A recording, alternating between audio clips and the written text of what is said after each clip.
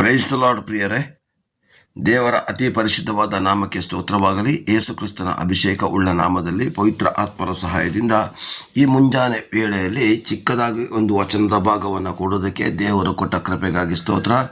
ಇದನ್ನು ದಯವಿಟ್ಟು ಯಾರು ಸ್ಕಿಪ್ ಮಾಡೋದನ್ನೇ ನೋಡಿ, ಯಾಕೆಂದರೆ ನನಗೆ ದೇವರು ದಿನದಿಂದ ದಿನಕ್ಕೆ ಮಾಡ್ತಿರೋ ಒಂದು ಅನುಭವದ ಸಾಕ್ಷಿಯೊಂದಿಗೆ ಈ ಕೀರ್ತನೆಯನ್ನು ಓದ್ತೀನಿ. ದಯವಿಟ್ಟು ನೀವು ಕೂಡ ಈ ಕೀರ್ತನೆಯನ್ನು ಓದಬೇಕಾಗಿ ನಾನು ನಿಮ್ಮಲ್ಲಿ ವಿನಂತಿಸಿಕೊಳ್ಳುತ್ತೇನೆ. ಏನಂತಂದರೆ, ಇವತ್ತು ನನ್ನ ಕುಟುಂಬವನ್ನು ದೇವರು ದಿನದಿಂದ ದಿನಕ್ಕೆ ಅಭಿವೃದ್ಧಿ ಪಡಿಸ್ತಾ ಇದ್ದಾರೆ. ಹಾಗೆಯೇ ನಾನು ಪಟ್ಟಂಥ ಪಾಡು ಅದು ನನಗೆ ಗೊತ್ತು.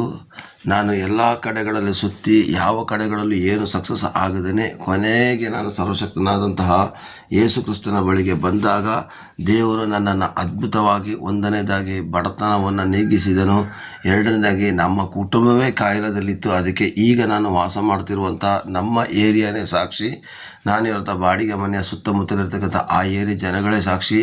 ಯಾಕೆಂದರೆ ನಾನು ನನ್ನ ಹೆಂಡತಿ, ನನ್ನ ಮಗಳು ಎಲ್ಲರೂ ಕೂಡ ಕಷ್ಟದ ಮೇಲೆ ಕಷ್ಟವನ್ನು ಅನುಭವಿಸಿ ಇನ್ನೇನು ಸಾಯುವ ಸ್ಥಿತಿಗೆ ಬಂದು ತಲುಪಿದಾಗ ಯಾರೋ ಒಬ್ಬರು ಸುವಾರ್ತೆಯನ್ನು ಸಾರಿ ನಮ್ಮನ್ನು ಕ್ರಿಸ್ತನ ಬಳಿಗೆ ನಡೆಸಿದ ಮೇಲೆ ದೇವರು ನಮ್ಮನ್ನು ಆಶೀರ್ವದಿಸಿದರು. ಅದು ಹೇಗೆ ಆಶೀರ್ವದಿಸ್ತಾರೆ ಅಂತಂದರೆ, ಯಾರಿಗೆ ಭಯಭಕ್ತಿ ಇದೆಯೋ ಅವರನ್ನು, ವಾಸಿಯಾಗಲಿ ಅಂತ ಬಂದವರಿಗೆ ಅದ್ಭುತ ಆಗೋದಿಲ್ಲ. ದೇವರೇ ನನಗೆ ನೀನೇ ಬೇಕು ಅಂತ ಹೇಳೋರಿಗೆ ಗ್ಯಾರಂಟಿ ಅದ್ಭುತ ಆಗ್ತದೆ. ಅದಕ್ಕೆ ಸಾಕ್ಷಿಯಾಗಿ ಕೀರ್ತನೆ 112 ಇವತ್ತು ಬೆಳಿಗ್ಗೆ ಓದುವುದಕ್ಕೆ ದೇವರು ಕೊಟ್ಟ ಪ್ರೇರೇಪಣೆಗಾಗಿ ನಾನು ಸ್ತೋತ್ರ ಮಾಡ್ತಾ ಇದನ್ನು ಓದ್ತೀನಿ. ಯಾಹುವಿಗೆ ಸ್ತೋತ್ರ. ಕೀರ್ತನೆ 112 ಪೂರ್ತಿ ಓದ್ತೀನಿ. ಯಾಹುವಿಗೆ ಸ್ತೋತ್ರ. ಯಾವನು ಯೆಹೋವನಲ್ಲಿ ಭಯಭಕ್ತಿ ಉಳ್ಳವನಾಗಿ ಆತನ ಆಜ್ಞೆಗಳಲ್ಲಿ ಅತ್ಯಾನಂದ ಪಡುವನು ಅವನೇ ಧನ್ಯನು. ಅವನ ಸಂತಾನವು ಲೋಕದಲ್ಲಿ ಬಲಿಷ್ಠವಾಗುವುದು, ನೀತಿವಂತನ ವಂಶವು ಶುಭ ಹೊಂದುವುದು. ಅವನ ಮನೆಗಳಲ್ಲಿ ಧನ ಐಶ್ವರ್ಯಗಳು ಇರುವವು, ಅವನ ನೀತಿಯು ಸದಾಕಾಲ ಫಲಿಸುತ್ತಿರುವುದು. ಯಥಾರ್ಥರಿಗೆ ಕತ್ತಲೆಯಲ್ಲಿ ಜ್ಯೋತಿಯು ಮೂಡುವುದು, ದಯೆಯು ಕನಿಕರೂ ನೀತಿ ಉಳ್ಳ ದೇವರೇ ಆ ಜ್ಯೋತಿ. ದಯಾಳುವಾಗಿ ಧನ ಸಹಾಯ ಮಾಡುವನು, ತನ್ನ ಕಾರ್ಯಗಳನ್ನು ನೀತಿಯಿಂದ ನಡೆಸುವವನು ಭಾಗ್ಯವಂತನು. ಅವನು ಎಂದಿಗೂ ಕದಲುವುದಿಲ್ಲ, ನೀತಿವಂತನನ್ನು ಯಾವಾಗಲೂ ನೆನೆಸುವರು. ಅವನಿಗೆ ಕೆಟ್ಟ ಸುದ್ದಿಯ ಭಯವಿರುವುದಿಲ್ಲ. ಯೆಹೋವನಲ್ಲಿ ಭರವಸೆ ಇಟ್ಟಿರುವುದರಿಂದ ಅವನ ಮನಸ್ಸು ಸ್ಥಿರವಾಗಿರುವುದು. ದುಷ್ಟರಿಗಾಗುವ ಶಿಕ್ಷೆಯನ್ನು ಕಣ್ಣಾರೆ ಕಾಣುವನೆಂಬ ಭರವಸೆ ಇರುವುದರಿಂದ ಅವನ ಮನಸ್ಸು ದೃಢವಾಗಿದೆ, ಹೆದರುವುದಿಲ್ಲ. ಬಡವರಿಗೆ ಉದಾರವಾಗಿ ಕೊಡುತ್ತಾನೆ, ಅವನ ನೀತಿಯ ಫಲವು ಸದಾಕಾಲವೂ ಇರುವುದು. ಮಹಿಮೆಯೊಡನೆ ಅವನ ಕೊಂಬು ಎತ್ತಲ್ಪಡುವುದು. ದುಷ್ಟನು ನೋಡಿ ವ್ಯಥೆಪಡುವನು, ಅವನು ಹಲ್ಲು ಕಡಿಯುತ್ತಾ ಲಯ ಹೊಂದುವನು. ದುಷ್ಟರ ನಿರೀಕ್ಷೆಯು ಭಂಗವಾಗುವುದು. ಈ ಒಂದು ಅಧ್ಯಾಯದ ಆಧಾರ ಪ್ರಕಾರ ತೆಗೆದುಕೊಂಡ್ರೆ ಪ್ರಿಯರೇ, ದೇವರಲ್ಲಿ ಯಾರು ಭಯಭಕ್ತಿ ಉಳ್ಳವನಾಗಿ ನಡೀತಾರೋ, ಧರ್ಮೋಪದೇಶಕಾಂಡ 28ನೇ ಅಧ್ಯಾಯ 1ನೇ ವಾಕ್ಯದಿಂದ ಓದ್ಕೊಂಡು ಬಂದರೆ ನಿಮಗೆ ಕ್ಲೀನಾಗಿ ಗೊತ್ತಾಗ್ತದೆ. ಬರೀ ಕೇವಲ ದೇವರ ಆಶೀರ್ವಾದ ಬೇಕು ಅಂತ ಬರುವ ಜನಗಳೇ, ದೇವರು ಇವತ್ತು ತಿಳಿಸುವಂಥದ್ದು ಆಶೀರ್ವಾದ ಅದ್ಭುತಕ್ಕಾಗಿ ಬರಬೇಡಿ.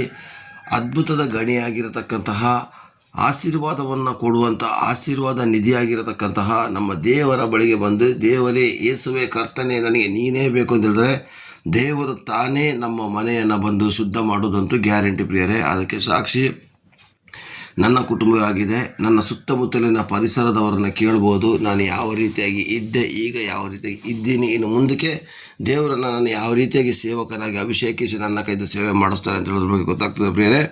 ಯಾವತ್ತಾದರೂ ಒಂದು ದಿವಸ ನಾನು ನನ್ನ ಸೇವೆಯ ಬಗ್ಗೆ ನಾನು ತಿಳಿಸ್ತೀನಿ. ನನ್ನ ಜೀವಿತದ ಸಾಕ್ಷಿಯ ಬಗ್ಗೆನೂ ಕೂಡ ನಾನು ಆದಷ್ಟು ಬೇಗ ಆಗ್ತಾಯಿದ್ದೀನಿ. ಹಾಗೆಯೇ ಪ್ರಿಯರೇ, ನನಗೆ ನಿನ್ನೆ ಒಂದು ಸುಂದರವಾದಂತಹ ಒಂದು ಮೊಮ್ಮಗುವನ್ನು ದೇವರು ದಯಪಾಲಿಸಿದರು. ನನ್ನ ಮಗಳಿಗೆ ಮಗುವಾಯಿತು. ಅದು ಎಷ್ಟು ಸುಲಭವಾಗಿ ಆಯಿತು ಅಂತಂದರೆ, ಎಲ್ಲರೂ ಕೂಡ ಅಲ್ಲಿ ಒದ್ದಾಡ್ತಾ ಇದ್ದರು. ನಾನು ಅವರನ್ನೆಲ್ಲ ನೋಡಿ ಪ್ರಾರ್ಥಿಸ್ತಾ ಇದ್ದೆ, ಅಪ್ಪ ಕರ್ತನೇ ಇವರನ್ನು ಕರುಣಿಸು ದೇವಾ ಅಂತೇಳಿ ಪ್ರಾರ್ಥಿಸ್ತಿದ್ದೆ. ನನ್ನ ಮಗಳಿಗೆ ಪ್ರಿಯರೇ, ಬರೀ ಕೇವಲ ಒಂದು ಅರ್ಧ ಗಂಟೆ ನೋವು ತೆಗೆದಿರ್ಬೋದು ಅಷ್ಟೇ.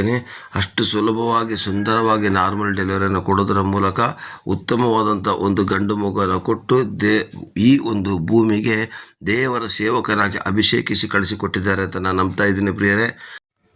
ನಾನು ಹೇಳೋದೇನೆಂದರೆ ಪ್ರಿಯರೇ, ಇದೆಲ್ಲದರಲ್ಲಿ ಒಂದೇ ಒಂದು ಟೋಟಲಾಗಿ ಹೇಳ್ತಾ ಇದ್ದೀನಿ ಪ್ರಿಯರೇ. ನಾನು ಯೇಸು ಕ್ರಿಸ್ತನನ್ನು ಸ್ವೀಕರಿಸಿದ ಮೇಲೆ ಅಂದಿನಿಂದ ಇಂದಿನವರೆಗೂ ಕೂಡ ನನ್ನನ್ನು ದೇವರು ನಾಚಿಕೆ ಪಡಿಸಲಿಕ್ಕೆ ಬಿಡಲಿಲ್ಲ. ದೇವರ ವಾಕ್ಯದಲ್ಲಿ ಇಲ್ಲಿ ಬರೆದ ಹಾಗೆ ಆತನ ಆಜ್ಞೆಯನ್ನು ಆಜ್ಞೆಗಳನ್ನು ಅತ್ಯಾನಂದ ಪಡುತ್ತಾನೋ ಅವನೇ ಧನ್ಯನೆಂದು ಬರೆದಿದೆ. ಆತನ ಸಂತಾನವು ಲೋಕದಲ್ಲಿ ಬಲಿಷ್ಠವಾಗುವುದು ಮತ್ತು ನೀತಿವಂತನ ವಂಶವು ಶುಭ ಹೊಂದುವುದು ಅಂತ ಬರೆದಿದೆ ಪ್ರಿಯರೇ. ಹಾಗಾದರೆ ಇವತ್ತು ಇದೇ ವಾಕ್ಯ ಪ್ರಕಾರ ನನ್ನನ್ನು ದೇವರು ನಡೆಸ್ತಾ ಇದ್ದಾರೆ. ನಾನು ಆ ದೇವರ ಆಜ್ಞೆಗಳನ್ನು ಸಾಧ್ಯವಾದಷ್ಟು ಪಾಲಿಸಲಿಕ್ಕೆ ಪ್ರಯತ್ನ ಪಡ್ತಾ ಇದ್ದೀನಿ.